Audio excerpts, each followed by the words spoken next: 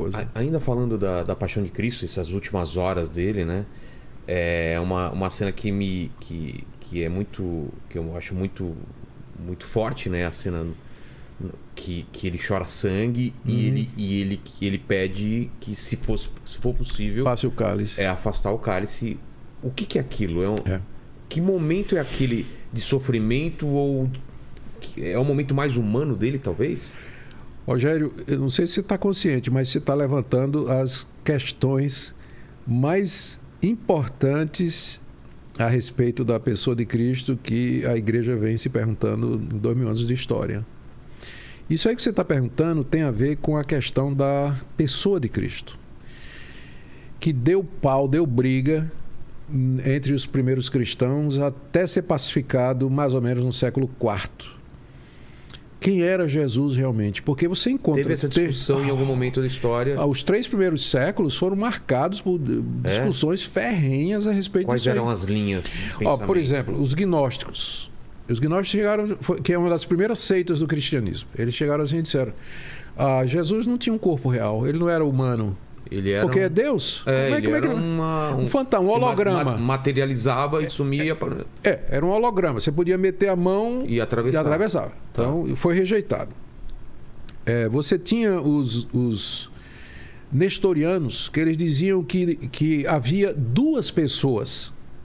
Havia o Jesus humano e o Cristo divino. Em uma pessoa só? Eram 2 pessoas ali dentro, né? Eram 2 pessoas. Você tinha gente que enfatizava a natureza humana em detrimento da natureza divina. E você tinha gente que exaltava a natureza humana em detrimento da natureza divina, embora esse grupo era menor. Isso é mais para cá, com o correr da história da igreja. Mais recente. Mais recente. E a conclusão a que se chegou depois de séculos de debate a respeito da pessoa de Cristo, e que isso está muito bem expresso no Credo Niceno, é que ele é uma pessoa. Ele é uma, não são 2. E aí rejeitou-se na história. Ele é um indivíduo. Só que esse indivíduo, ele tem 2 naturezas. A natureza divina e a natureza humana. As 2 naturezas não se misturam, elas não se confundem e elas não se separam. E tem coisas que na Bíblia é atribuída a uma e é atribuída a outra na mesma pessoa. Então Jesus pode genuinamente, dessa perspectiva, ele está lá no meio da multidão e chega uma mulher e toca nele e fica curada na hora. Aí Jesus se volta e diz: quem me tocou? Então a natureza não é?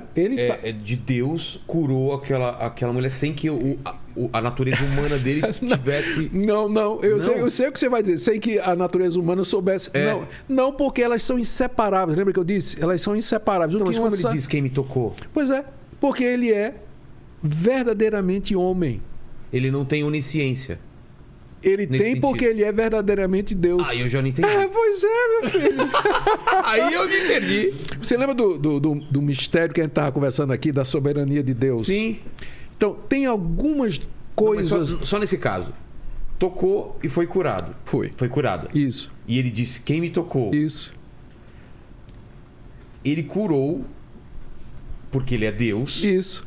E ao mesmo tempo, ele se surpreende com isso? Nossa! Vai entender. Quer ver outra? Mais adiante, quando ele prega um sermão para os discípulos dele, que é chamado Sermão do Monte das Oliveiras, ou Sermão Escatológico, que é o nome mais conhecido, em que ele narra, ele diz o que é que vai acontecer, inclusive com uma precisão extraordinária. O que é que vai acontecer com a humanidade antes dele voltar. Capítulo 13 do livro de Marcos, Evangelho de Marcos.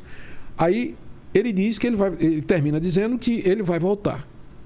E ele diz: sobre aquele dia e hora em que eu vou voltar, eu não sei quando eu vou voltar. Só quem sabe é o Pai e os anjos, mas eu não sei. Então ele disse ali para os discípulos que ele não sabia. Agora, a resposta que a gente dá é que enquanto ele estava aqui, ele estava no que a gente chama de estado de humilhação. Não é que ele abriu mão de ser Deus. É que ele, ao adquirir uma natureza humana, trouxe com ela as suas limitações. Perfeito, entendi. Perfeito. As limitações da carne. Isso. Não cabia... Tem coisa que ele não sabia. Era impossível caber nesse corpo humano e se manifestava de vez em quando de algumas formas. Então dormia. Quer ver uma pergunta que é difícil você responder? Quem é que morreu na cruz? Se ele é Deus, Deus morre? Não. Mas ele morreu verdadeiramente. Então, essa é uma pergunta para a qual a gente não tem resposta e que se encaixa naquela mesma categoria Exato. Que nós conversamos no início. Tem coisas no cristianismo que são consideradas mistério. Por exemplo, mais uma. Ele tinha fome. Ele precisava dormir. Precisava dormir. Tanto que ele foi tentado no deserto por conta disso. Mas se ele fosse usar os poderes de Deus, não precisa dormir, não precisa comer, não precisa de nada. Ele era verdadeiro homem como você e eu. Aí a gente volta a questão do mistério. Exato. A questão do... se puder afastar esse cálice. Exatamente. Afasta. Naquele momento, se a gente pudesse dizer isso sem separar do lado divino, mas ali o lado humano, o Jesus humano, a pessoa, apesar de que o Jesus não existe Jesus humano, ele é humano e divino ao mesmo tempo. Difícil falar. Então, Jesus, sendo homem, naquele momento, ele sentindo pressentindo, né, o sofrimento que ele antevendo o que ele ia passar. Porque ele é Deus, ele sabia já o que ia passar.